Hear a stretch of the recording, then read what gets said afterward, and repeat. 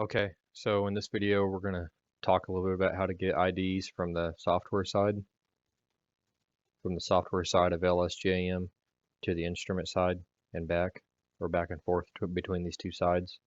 One quick note is if you ever have any, you can also find any instructions and actually more about the GEM uh, in the GEM manual. It's really helpful, worth reading if you've never read through it at least once. Tell you everything in more tips. It'll give you all the tips and tricks to the gym. And if you would rather follow the written instructions at your own pace, instructions for everything I'm telling you are in the gym manual, you can find it on the share drive under our environmental specialist folder. And then there's this gym plus supplies folder. And then there's the manual right there. Now, if we get a different gym, like a Gym 5K Pro, we'll try to put its manual in here too. So, um, so back to here. So the easiest thing to do here is to get IDs from the software side to the instrument side. It's a little simpler than the reverse. So if you want to get an ID from here to here, you basically have two options.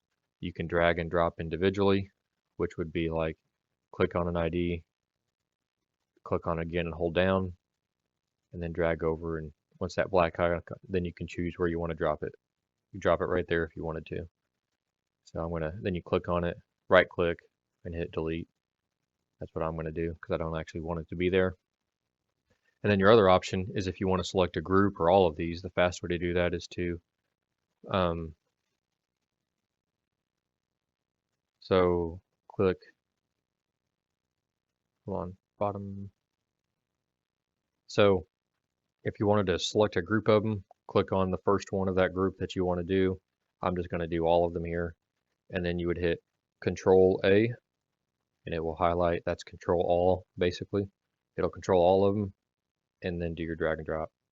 So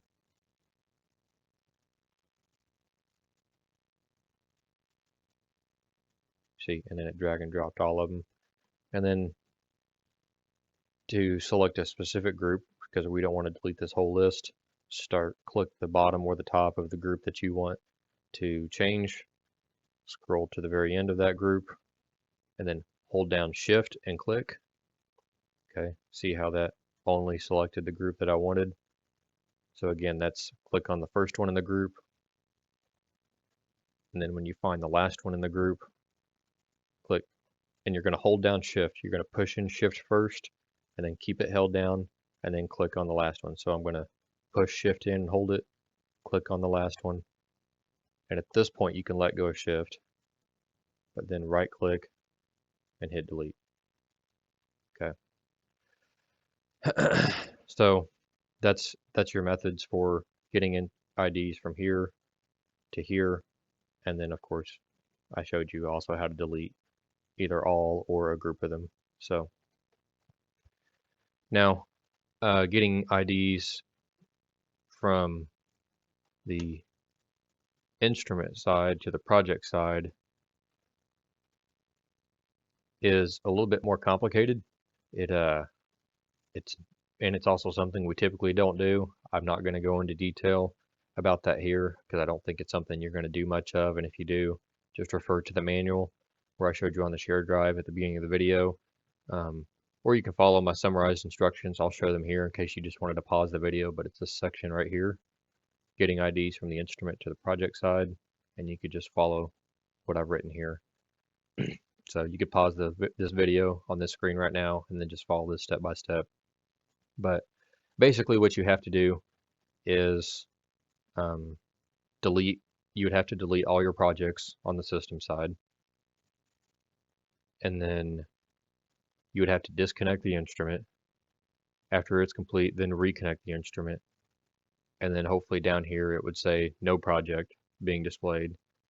Then you come up here to project, hit new project, enter the name of your project, which you can tell I generally just do the date or wellhead readings and the date, gas probe monitoring and the date so I know the last date it was updated. And then you would just hit create a new project from the data in my instrument. And then once you put in a name, hit that, you could hit done and it would do it. So that's basically what that would look like, but I'm just not going to go through the steps of actually deleting the projects and showing you that. I don't think it's something you'll do a whole lot of. But anyway, hopefully that helps you. Again, if you need anything else, you can find it on the LSGAM website or here under this address on the share drive. And you can find most of the resources for the gem I try to put in here, just like the gem nameplate info, the manual. Here is the old Gem 2000 manual we'll probably never use. So, okay.